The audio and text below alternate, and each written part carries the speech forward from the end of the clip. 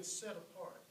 It's the idea that we recognize what the work of God has accomplished in the life of a person. In this case, with Adam. And we recognize Adam's heart's desire for ministry. We recognize God having gifted him for ministry in particular ways. And the scriptures talk in several different places of setting apart or appointing or approving workers in specific ways for ministry. So we believe in the priesthood of the believer. We believe that there's no such thing as the clergy-laity division within the body of Christ. We're all priests of God, but there are times when God calls people through giftedness and through the desires of their heart and in the process of training and instruction for a particular work. And so is the case for Ordination Day for Adam. It recognizes what God has done, and it puts our approval on the desire of this particular person.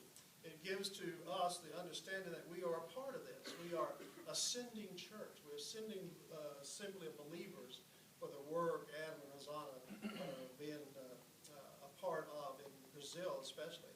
And it safeguards the ministry as well.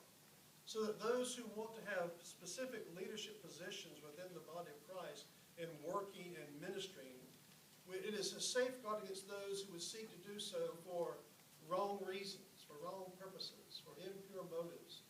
It safeguards the body of Christ against those who are ill-prepared to do such, who are incorrect in their theology. Yesterday we had an ordaining board where we met with Adam for 3.5 hours or so, asking questions, talking back and forth, and it was a wonderful time. And in that process, and in the process of the years that we've known Adam, his a lifetime in almost totality, we've seen many things by which we understand that person is and understand the things that God has taught him and directed him in. And so the ordination doesn't make something, it recognizes what God is working and making in a person. And it says, we approve.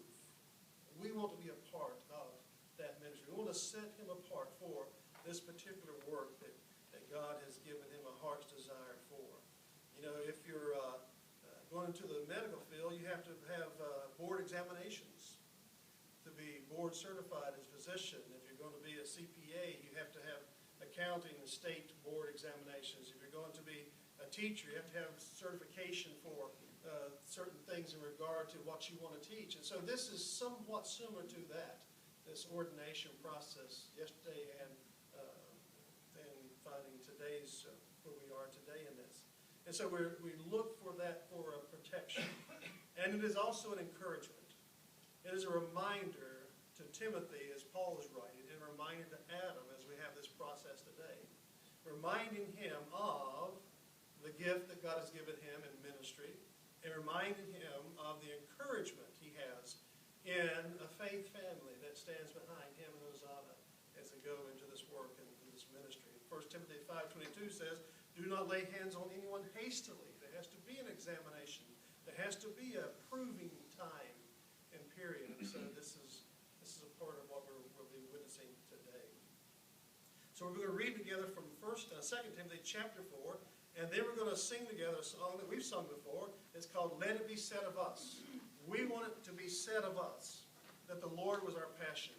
Adam, Hosanna, we want it to be said of you that the Lord was your passion. We want it to be said of us that we were marked by forgiveness. We want it to be said of you that you were marked by forgiveness. We want it to be said of us that the cross was our glory and the Lord was our song. We want it to be said of you the cross is your glory and the Lord is your song. So as we continue in our ordination service, we continue in our worship. I invite you to stand together.